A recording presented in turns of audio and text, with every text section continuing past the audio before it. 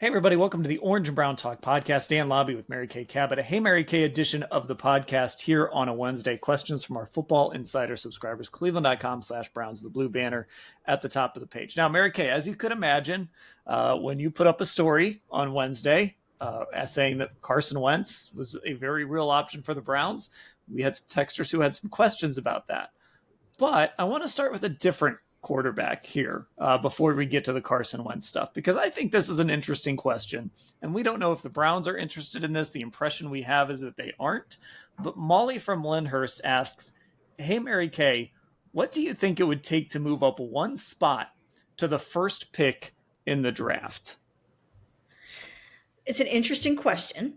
And I know the Giants are contemplating moving up from 3 to 1. If they haven't already had that conversation with the Titans, I'm sure they will at some point. It does seem now like the Titans are pretty set on taking Cam Ward, or at least that's what the vibe seems to be. So I think it would take a significant amount to move up to number 1. I think it could potentially take your next year's first round pick. I mean, that's what I would do if I were the Titans. I wouldn't just give it away. So we'll see. I think they will have more than one team interested in it, and they could get some very interesting offers. But as of right now, I would think that they will stay put and take Cam. And if they didn't, I think they would want another first round pick. Yeah, and that's kind of the first thing that it would take, is the Titans wanting to actually move off of that pick and not wanting to take Cam Ward. But it would be interesting to get the Browns front office in an honest moment to just admit, like, if you would have been able to move up for Cam Ward, would you have done that? Or were you content to sit at 2 and take whichever quarterback was left if it was both of them? I sort of hope we get a situation where the Titans surprise everybody and take like Abdul Carter or Travis Hunter, and then we get to see the Browns actually make the pick between the two quarterbacks. I don't know if we're going to get to see that, but I do think there is a case to be made that if you really believe Cam Ward is that much better and you think you can get the Titans to trade that pick, that the Browns need to at least make that call and see what it would cost. And to kind of what you were saying earlier this week, the video you put out and the take you had on the podcast, would you take a second quarterback in the first round, basically take 2 quarterbacks in the first round? It's sort of a similar question. Would you give up like 33 and a first next year if you think Cam Ward is that special? It obviously would take you'd have to think that, but if you do believe that, then I think anything would be on the table. Right. And I think that you can just look at draft picks as currency, as capital used to get to where you want to go. And if you have to give something up to get to the Super Bowl, then that's what you have to do. When I wrote about Carson Wentz today, I went back, of course, and looked at that 2016 quote unquote Carson Wentz trade. And it didn't turn out to be great for them in terms of him being a long-term answer. But I wonder if they would do it all over again, knowing that they would win a Super Bowl in his second year, because he took them to an 11-2 record and set them up with the top seed in the NFC.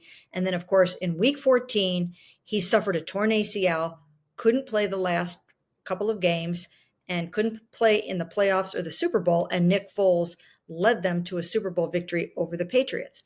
But I wonder if they would count that as a victory, that they won the trade. I think they would, even though they gave up a whole lot in return. Now, unfortunately for the Browns, they did not do much with the haul that they got in that trade. And, so it's not like the Eagles had to sit there and say, oh, geez, look what we could have done. Look what they did with all of those picks. We could have done that too. The Browns did not make the most of those picks. So I still think that Philly did win that trade, because really you make those trades to get to the Super Bowl. And they got to the Super Bowl and won it. So that's what draft picks are all about. And I wouldn't hesitate to use them to get whatever you want, however you have to do it. Yeah, and I mean, they actually signed Carson to an extension at one point, so obviously they thought enough of him to want to try and keep him around. They obviously bailed on that extension pretty quickly, trading him to Indianapolis. But it's hard for me to sit here and argue that the Browns won. I mean, I'm sure we've had a million posts about the Carson Wentz trade. I know you were writing one every year, I think, or every 6 months about what the Browns were getting in return for that Carson Wentz trade. And for the most part, it was not a super impressive haul. I guess you could go through some of the trades they made on top of the trade and, get yourself to, I don't know. I don't even know if Denzel Ward is tied to that trade at all. I don't know who exactly is tied to that trade, but it was not, it's not like they got a game changing, or franchise changing type of haul for trading away that pick for Carson Wentz. And you could even make the argument, I know there was, you remember St. Louis, of course, they made that big RG3 trade with Washington. And then the one year they sent out all the guys that they had on their roster for the coin toss when they played the then Redskins. And, St. Louis never won anything either with all those guys that they got, even if some of them were good players. So, those big trades, it looks great on paper and you can sit there and tout, like, look at all these picks we got. But honestly, if you still haven't solved quarterback, it doesn't matter. Right. And once again, the only reason, or maybe not the only reason, but the main reason why they were able to go out and win that Super Bowl in 2017 or after the 2017 season is because of what Carson Wentz did that year, going 11-2. Getting the top seed in your division, getting the home field advantage means so much. And that's what he was able to help them do. So once again, the quarterback trumped all of those other picks. Now, if the Browns had been able to parlay those picks into some really good players and maybe a starting quarterback themselves, then that's a different story. But they didn't even do that. They didn't, they ended up, I think DeShone Kizer was one of the quarterbacks that they drafted in that whole scenario. So they did not make the most of those picks. And if you don't do that, there's no way that outweighs a quarterback taking a team or getting a team into a Super Bowl. Well, we are at that full circle moment, though, where Carson Wentz could ultimately become a Cleveland Brown. So maybe the Browns will win that trade after all. I don't know if they end up with Carson Wentz after all is said and done. I don't know if that's the case in 2025, but this question comes from the 440 area code. And of course, you reported today that the Browns and Carson Wentz definitely have mutual interest as their bridge quarterback if they don't sign Russell Wilson. So the question here is, hey, Mary Kay, did the Browns miss their opportunity to sign the bridge QB they really wanted and now are resigned to accepting their alternate choice? Or is it being driven by the financial situation they are in? I think it's largely being driven by the financial situation that they're in. So when you look at the quarterbacks that they did not pursue, did not go hard after, did not acquire or sign or trade for, it's because of the money. They were not going to pay Geno Smith the amount of money that he is going to make. They were not going to pay Sam Darnold $33.5 million a year. They have Deshaun on the books for $37 million this year. He's on the cap for that. So you have to be very, very judicious in your quarterback spending. And traditionally, they have spent somewhere in the neighborhood of $4 to $6 million for the bridge type of quarterback that they're looking for now. Now, of course, having said that, previously, in these previous years, when they were looking for that kind of bridge quarterback, they were looking for him to back up either Baker Mayfield or Deshaun Watson. So this is a different situation because this is going to be a rookie. And I keep saying that it's probably going to be Shedeur Sanders because I just feel like at this point, nothing has made me want to come off of that stance. So if you're drafting Shedeur, you're going to start him. You're probably going to start him for the opener. If you don't think you're going to the Super Bowl this year, why not go ahead and throw him out there unless he's absolutely not ready? So they didn't need a $33 million quarterback. And when it comes to Russell Wilson, yes, he's a step up. And maybe from, Carson Wentz and a number of other of these sort of bridge quarterbacks. He's a step up. He still has a lot of football left in the tank. He's good. He fell off the cliff at the end of last season, but I think he's still a good quarterback. So they're going to have to find out what he would be willing to accept here. And if the Giants are willing to pay him more and the Steelers are willing to pay him more, then that increases the chances of the Browns ending up with either a Carson Wentz or a Joe Flacco. And if you remember last year, they were interested in re-signing Joe Flacco, but then Jameis Winston became available and they decided to go younger at the position. They kind of get the same thing, even though Jameis was younger. They still got a quarterback who could function in a Kevin Stefanski traditional type of system, and one who could fling the ball all over the yard and average 300 yards a game, but also throw way too many interceptions. So they just kind of traded one quarterback for another of a similar ilk. So we'll have to see how this goes. But I don't think that they are really looking for someone who's going to need to come in here and start half the season for them. Yeah, I think that's what makes the Russell Wilson thing interesting, because that to me feels different than all the other ones, because like Russell Wilson obviously still believes he's a starter in this league. Now you're also talking about a guy that Denver moved on from, that Pittsburgh made the playoffs with, and at least to this point is looking to move on from. So, but I guess he comes in and I almost feel like you're signing a guy in Russell Wilson who would want to start a full season and wouldn't necessarily want to step aside. I don't know for sure, but when I see Carson Wentz's name, I just have to remind myself, like, wait for the whole picture of this quarterback room. Don't just judge it on, hey, they traded for Kenny Pickett and they signed Carson Wentz, or, whatever other name you want to throw out, Joe Flacco. Because to me, if you're taking a guy at number 2, there's a chance that you just start that guy week 1 even. And that's a lot easier to do if the other guys in that room are Kenny Pickett and Carson Wentz, as opposed to a Russell Wilson, who probably isn't going to love it if he's got to compete for the starting job in training camp. So I always kind of call them disposable guys. Like Carson Wentz is just a more disposable quarterback than like a Russell Wilson is, I think, if you sign either of those guys. Well, I agree with you on that. But when I look at the landscape for Russell Wilson right now, the Giants might be kind of in a similar boat to the Browns. They've got the number 3 overall pick. And I've seen a few mock drafts where it goes quarterback 1, 2, 3 this year, just like it did last year. People pay up in the draft for quarterbacks. So even though maybe Jackson Dart isn't necessarily worth the number 3 overall pick, maybe they'll take him there, or maybe they'll take someone else there. So there is a world in which the Giants also end up with a quarterback who could possibly start for them from week 1.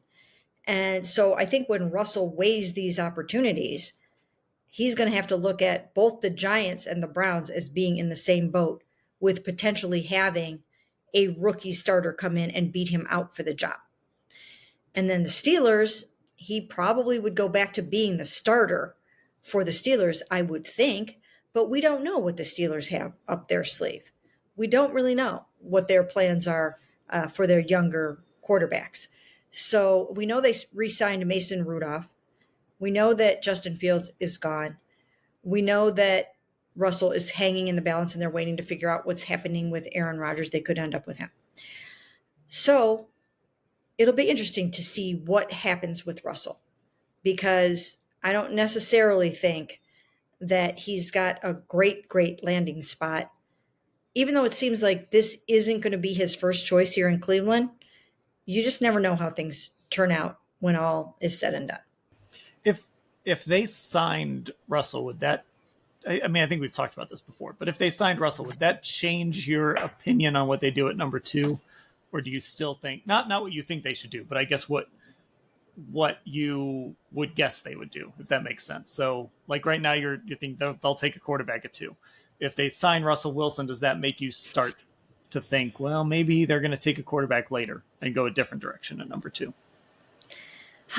It's a great question. And I know I've answered this question before.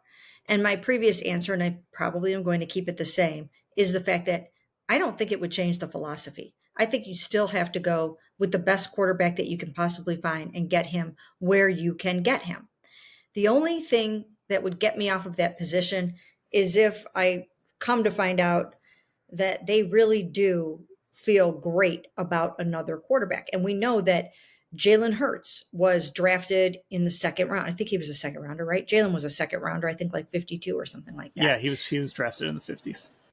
So Jalen was a second rounder. So there is a world in which you can possibly get a quarterback that you really like in the second round, but I think it's risky. I think it's risky because someone else might have their eye on the guy that you like and jump over you to get him. And if they see that you're waiting, that's how gamesmanship happens on draft day. So I think they're going to have to be a little bit careful about that. I'm still going to say quarterback at number 2, even if they sign Russell. Okay, let's stick on this Wentz topic a little bit. This question comes from Ray in Greenville, South Carolina, who says he's a longtime listener, new subscriber, first time sending in questions. So we'll go with this question from Ray.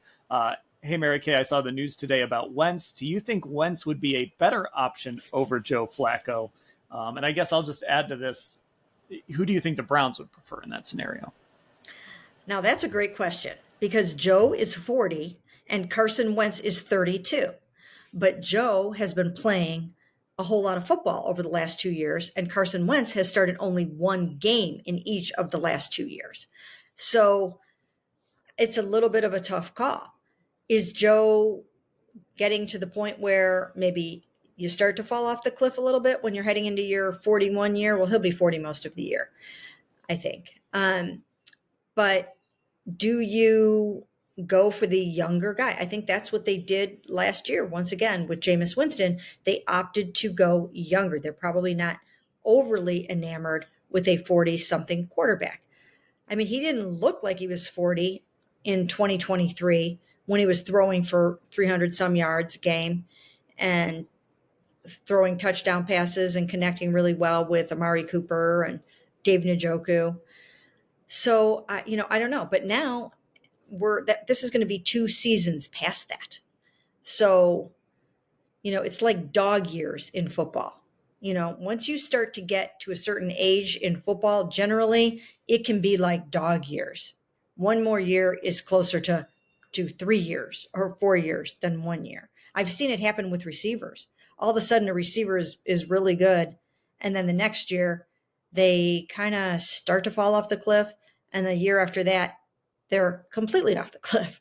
So, I don't really know. I think it's a really interesting question.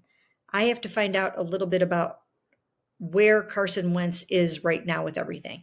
But I would think at the age of 32 that there might be a little bit more potential there for him to be able to come in and rekindle a better version of himself than perhaps Joe would be able to do. Now we know that Joe went, I think it was 2-4 last year in Indy.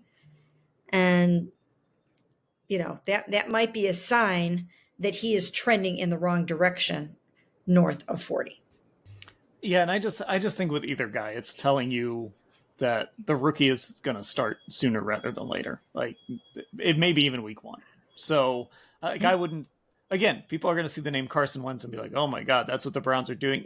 He's not the solution. He's part of this quarterback room, and they're trying to build this thing to, I think, slide a rookie in there ASAP, as opposed to we're going to wait 3 years to start this guy. I don't think Carson Wentz is going to start 17 games this year. He might not even start 4.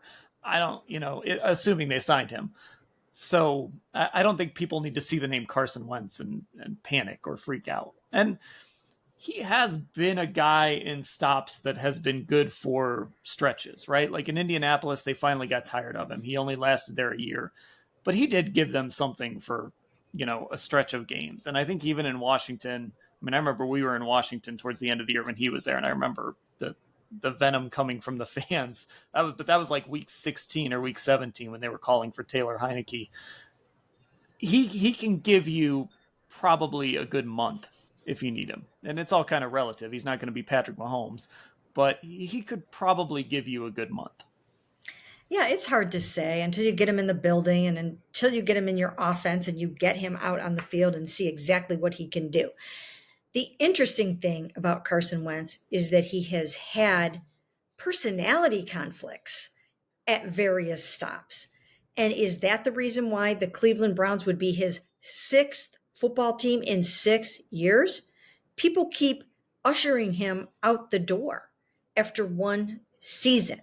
He lasted one season with the Colts. He only joined the Rams in November, but obviously didn't end up back there. One season with the Commanders, and then one season with the Chiefs.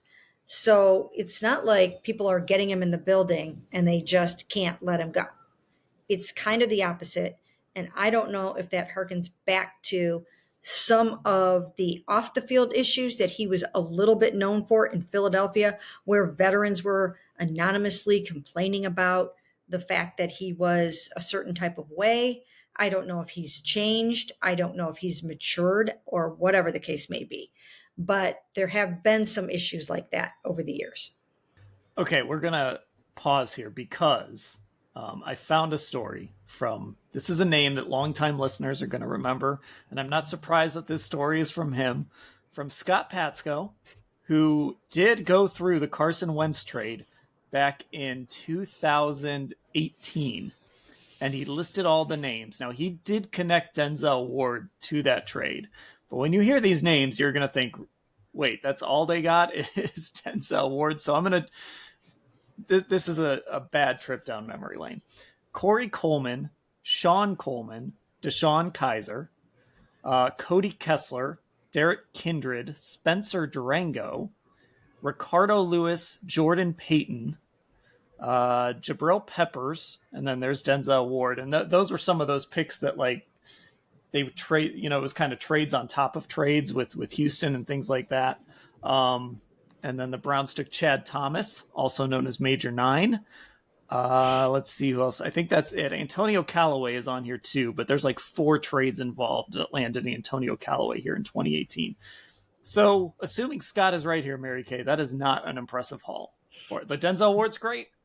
He's awesome. He's one of the best cornerbacks in football. But the rest of that haul was not really worth that trade. It was horrible.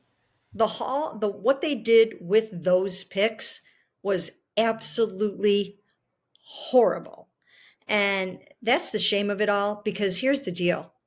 They ended up after that year, well, they went 0-16 that year, and then they went 1-15 the year after that. And I don't think that's what they were trying to do. I think they had all these draft picks and they blew them. They just drafted absolutely horribly. I mean, if you had ended up with, there probably wasn't some kind of a good quarterback hanging around at number 15. Were there any other good quarterbacks? That was when Goff went 1, Wentz went 2. I'd have to go back. Was that the Paxton Lynch year? That was a year. Oh, where yeah. It was like, but by the way, that was the year where people had some real questions about the top of that draft. Yes. And I mean, it obviously worked out for Goff. LA eventually gave up on him and sent him to Detroit, but he went to a Super Bowl in LA and he's been great in Detroit. Philly, I think, at least enjoyed a few years of Carson Wentz. So, yeah. Maybe there's a little bit of an example there as we head into this year. I'm going to look up this draft, though. Yeah, you're right. There were not any other good quarterbacks in that draft. It's also worth noting. Sorry, it's worth noting, too, they traded away the pick that became Jack Conklin, too. So they traded down to 8, and then they traded again. Right. They traded with the Titans from number 8 on draft day down to 15 to pick up a bunch more. And they still didn't get anything out of that draft. Now, what I do need to know is, because I was looking at this earlier today and I forgot about how Denzel Ward factored in. How is he connected with that trade? How did that go again? I don't know, because the way Scott kind of did this was he just went through who all the teams picked. So he didn't connect every single trade, but Denzel was part of it was some sort of, I want to say it was some of those Houston picks. Like, kind of how the Browns traded out of 12. And they traded Deshaun Watson, or they traded the pick that became Deshaun Watson to move back and take Jabril Peppers. And I think that's maybe where the number 4 pick comes in. It was one of those weird sort of trades on top of trades that happened. I got it. Okay. I don't remember. Somebody out there is listening to this and they're like, come on, people, it was this exact path. I don't remember the exact path, but it was something weird like that. Well, so then they got Carson Wentz versus Denzel Ward. is how it ended up turning out. I mean, they just did nothing with those picks. And everybody wanted to talk back then about how this was a rebuild and they were trying to overhaul the roster. Yeah, they were. But what they weren't trying to do was tank. That is not what they were trying to do. They just did such a poor job of picking those players. And it's easy in retrospect to blame it on that, or to revise history and say, oh, we were just tanking. We were just tanking. We just wanted to get. No, you weren't. You were not tanking. You were drafting poorly. You had, I can't remember how many picks it was that year, but it was an insane amount of picks. And they got nothing from those picks. They kept trying to do the analytics thing and parlay those picks into more picks and more picks and more swings at the plate. And it didn't get them anything. It did not get them anything. So I just am not a believer that they were trying to tank. I'm a believer that they were a dysfunctional organization at that point that was not drafting well. Well, I even think boiling it down to just Carson Wentz versus Denzel Ward isn't the way to look at it either, because the reason they made that trade at 2. So whether you think they were right to make that trade or not, the reason they made it is so that they could get all those picks and restock the roster and add a bunch of really good young talent. And they only added one guy. So even that, I think, is that I don't think you can oversimplify it like that, because the whole idea of it was, we're going to have all these picks and we're going to hit on even 40% of them and we're going to be in good shape. And they didn't even do that. Right. I mean, those players should have been the cornerstone of your football team for the foreseeable future. For the next 5, 6, 7, 8 years, those, even now, there should be players left over from those trades. That should have been the foundation of your sustained success. And it wasn't. It just wasn't, because they whiffed on most of those picks. And it was just a bad, dark period in Cleveland Browns history. I did not have relitigating the Sashi Brown era on my on my bingo card today. But hey, when Carson Wentz is in the news, these are the things that happen. So let's bring it back to sort of the same thing we've been hitting on throughout this pod, but bring it back to this draft, tie in Montreal. Hey, Mary Kay, it's been widely remarked that Shedeur Sanders is the most NFL-ready quarterback in the draft. Why shouldn't he start game 1 over Kenny Pickett and skip searching for another veteran quarterback, but apply those funds to another team need? Well, first of all, the game plan is to spend veteran bridge money on this quarterback. And as I've mentioned before, they usually spend $4 million a year to about $6 million a year on their veteran bridge. If it's going to be Russ, you're going to have to pay him more than that, or you're going to have to give him a really nice incentive package for games started or whatever, yards, touchdowns, Pro Bowl, whatever you can come up with. So I don't think the money is going to be a factor. And I do think that your number 2 overall pick should and will start the season. I don't care what anybody says. By the time you get to the end of training camp, lo and behold, the number 2 pick is probably going to be your starting quarterback. They probably aren't looking at this. I know they're not looking at this as, hey, we have a great legitimate shot to win the Super Bowl this year. Sure, they're going to try, and they're going to try to be competitive. But I think realistically, they realize this is probably not the year. If you're starting a rookie, it's probably going to be a couple of years down the road if you nail your pick. So I would start the rookie over Kenny Pickett or anyone else, but I still would have that veteran presence in the room, especially if you can get him at $4 to $6 million a year, because they didn't have to spend anything on Kenny Pickett, and they're not going to spend all that much on their rookie. And the only big payout in that room is Deshaun Watson, who, by the way, is determined to come back and play football again. Working out in a walking boot. Yep. So there we go.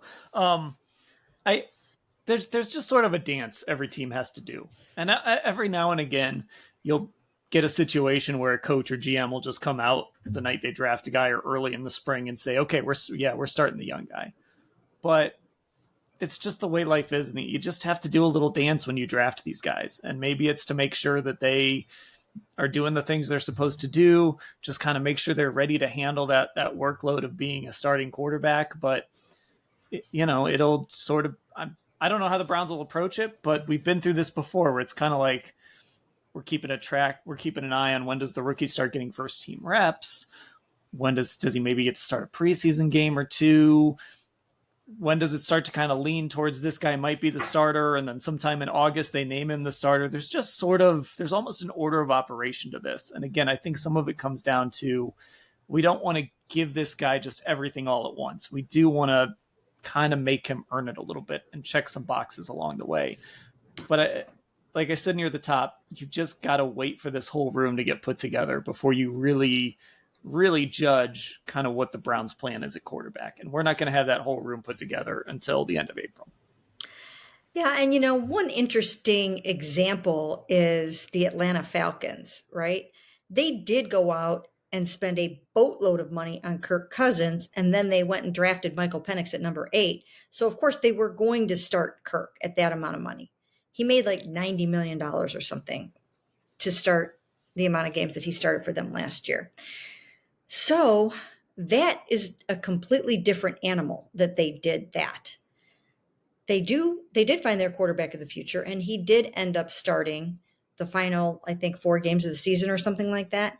But that is one of those situations where you are going to start your veteran no matter what, because you're spending all that money on him, and that was the game plan heading into it. And then you also got your quarterback of the future. That's not what's going on here. Even if they end up with Kirk Cousins, he still is going to be that veteran bridge quarterback. Yeah, and that's, again, it's putting this entire room together and then kind of letting it all shake out. But I would imagine if they drafted Shedeur, if they drafted Cam Ward, those guys are starting right away. I don't think Jackson Dart would have to wait long. If it's a guy like Jalen Milroe, that changes a little bit. But the other thing is, you look at all of these quarterbacks, even a guy like Jackson Dart, who's 21 years old, these guys have all played a ton of football already. Like Shedeur Sanders started at Jackson State, started in Colorado. Cam Ward has played a ton of college football. Jackson Dart, started a few games at USC, and then has been the starter at Ole Miss for 3 years. Like, these guys, you don't have a guy coming in like a Mitch Trubisky a few years ago who had, 14 starts or some number like that. You've got guys coming in who have played just a ton of college football. So these guys are going to be more ready than not. Yes, they definitely are. Some more so than others. But if you look at last year, there were, of course, 6 quarterbacks drafted in the first round. And most of those guys ended up either starting the season or playing the full season. And it just seems to be the way to go now. Teams are tailoring their offenses around rookie quarterbacks to allow them to do what they did well at their colleges. And they can excel pretty quickly at the NFL level. They've kind of changed things around so that these guys can go out there and win football games. And you saw a guy like Jaden Daniels just light it up. And I mean, he's the extreme example, but some of these other guys, Bo Nix, these guys did a really nice job and played well. And it'll be interesting to see how JJ McCarthy fares this season. And he was the number 10 pick overall of the Vikings, and now he's going to be starting for the Vikings this year. So interested to see how he does in his first year as a starter. But it is the wave of the present to throw that rookie out there and to let him play and to give him the experience. I mean, why not, right? For the most part, it's kind of a why not situation. Okay, a little bit of everything there on the quarterback landscape. I do want to get to this question because we did a little bit on Nick Chubb yesterday, and there's another Browns free agent that's out there that we're not hearing a lot about, and that, of course, is Jed Wills. And this comes from Christian in Hudson. Hey, Mary Kay, has Jed Wills' infamous business decision hurt him in free agency? Any chance he returns to the Browns, or has that bridge been burned? I don't think he's going to return to the Browns. And I just, I've been trying to dig around a little bit about this. I don't know if the last time we saw him in Berea, he was leaving for the rest of the season and going on IR because his knee was still bothering him. So I just have to wonder if that's still a factor right now. I don't know for sure. I will explore it more probably at the NFL owners meetings. I haven't been able to pin it down, but I just have to wonder if that isn't playing a role in all of this. He really struggled. He wasn't able to come back and play well. It was unfortunate that he used the term business decision because he truly was hurt. And that's all he had to say. I mean, all he had to say was, I just couldn't do it. I couldn't go. My knee would not cooperate. It's a lingering issue, still bothering me, going to address it, whatever. He used the wrong words in that situation. I don't think that's a factor right now, but I don't see him coming back to the Cleveland Browns. Yeah, that was disappointing because I mean the Browns would have protected him. They were protecting him, whatever was going on, and even Kevin Stefanski sat up there in front of us and said, "Hey, it was a poor choice of words. You know, this is what he meant." Like they were still protecting him after the fact. So it's just one of those cases where you can't take it back. But these guys know what that means too. Jed's been in this game now for 5 years. He's done press conferences. He's had microphones in front of him. The guy went to Alabama. He knows what the phrase business decision means. He knows what's happening when he says something and there's a bunch of microphones in front of him. So on one hand, you feel bad that he used the word and it became one of the stories of the year, but also he did choose to use that term. And so it probably did hurt him with the Browns when he decided to use that. Now, I will say this. If he is deemed 100% healthy sometime soon, we might hear his name again. He could possibly resurface. Maybe they will look at him as a backup swing tackle because they did like him in that role. I mean, they did like him as their left tackle. He just couldn't stay healthy. And I don't know if he can stay healthy, but I wouldn't completely 100% slam the door shut on him because he is represented by Nicole Lynn, and the Browns have a great relationship with Nicole. And she obviously represents Myles Garrett. And I just think that she's somebody that the Browns really like doing business with. And if there was some way that they could rehab Jed's career a little bit, I think they would be willing to try to do that at the right price. So I wouldn't completely slam the door shut on Jed here either. Okay, there we go. A Hey Mary Kay edition of the Orange and Brown Talk podcast. Schedule's a little bit different this week. I mentioned this on an earlier pod. Ashley and I are covering the NCAA tournament in Cleveland this weekend. So the plan right now is we probably won't have another pod this week unless there's news that merits it. Then we would jump on and react to that. So I think our next pod that you'll hear here on this feed will be on Monday, but stay tuned. You never know. I could be sitting at Rocket Arena, Mary Kay, and bored and just say, hey, let's do a Browns pod. Why not? So you never know what could happen. Just get subscribed on Apple Podcasts, Spotify. So these things will show up as soon as I hit publish. And also, if you're not a Football Insider subscriber, cleveland.com/Browns, the blue banner at the top of the page. We're putting these pods up on YouTube now. That's Cleveland Browns on cleveland.com. Find us on Instagram, Orange and Brown Talk. And of course on Twitter, it's just Orange Brown Talk there. Mary Kay, I'll talk to you later. Sounds great.